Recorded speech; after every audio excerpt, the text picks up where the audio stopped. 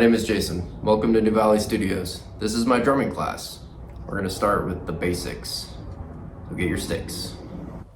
Alright, I made this out of stuff laying around my house. This is what I prefer to hit all day. It's just a stool on the bottom and some sound foam I had laying around my house and a pillow. And I use a blanket over the top of it for stabilization, like so. So, for starting out, I'm going to really suggest that you do German grip, which looks like this. You can use all your fingers and you're holding it about there, using just what's left of the stick for leverage. Okay. You're doing that with both hands, with the top of your hands facing up. Doing this in a mirror is really good so you can see your form, make sure that you look correct and got good posture. You should be making a triangle with your sticks and hitting about the center of the pillow. Okay? Now, if you don't know what you're doing, you'll start out just hitting one strike per click on a metronome. There are different kinds of metronomes. They're all fine. For these videos, I'm going to be using a mechanical metronome, but you can get an app on your phone or find one, figure it out. But these are pretty cool. I'm just going to use these for most of the videos because you can see it happening and it's pretty loud. So each time it clicks is a quarter note. So if you don't know what you're doing yet, just play one per quarter note. And just in your head, just know that you're playing quarter notes.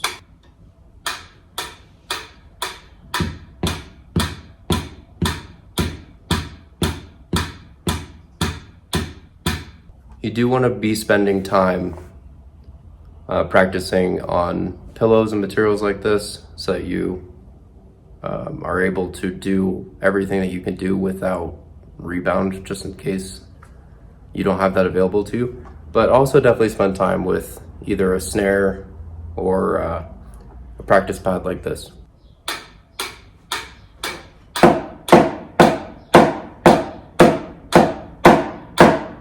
This is what the correct height looks like from the side.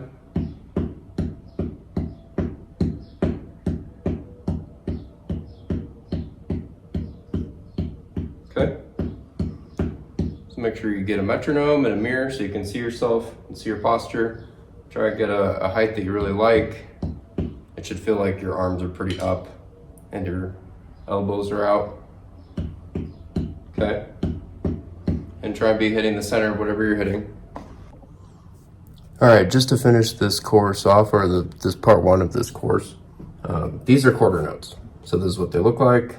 It's a little dot filled in with a line hanging down off of them. And where they're placed on the staff, right there, they're all in the same place. That's because that's where snare notes go.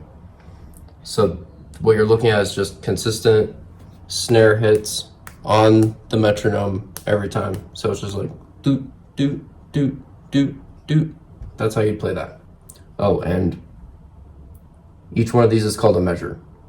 So 4 quarter notes fit into a measure. That's why they're called quarter notes.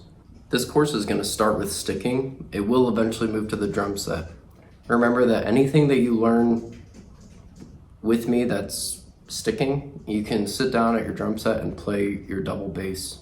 Your feet need the same exact exercises, so get the quarter notes in with your hands and then be doing it with your feet too. That's totally fine. One quick thing I forgot to mention. Make sure that you're changing the speed of your metronome once in a while. Don't just practice at one speed forever. Practice it really slow and gradually move it up. On a mechanical metronome, it'll say the speed on the sides. And as you can see, the lower the weight goes, the faster it gets. And so up here are your slower speeds. So you'll start slow and gradually move your way up. A lot of people will journal, keep a journal of the different exercises that they could do at different speeds. So that's a good way to keep track of your progress. Again, my name is Jason. This is New Valley Studios. Thank you so much for joining us. We'll see you in the next one.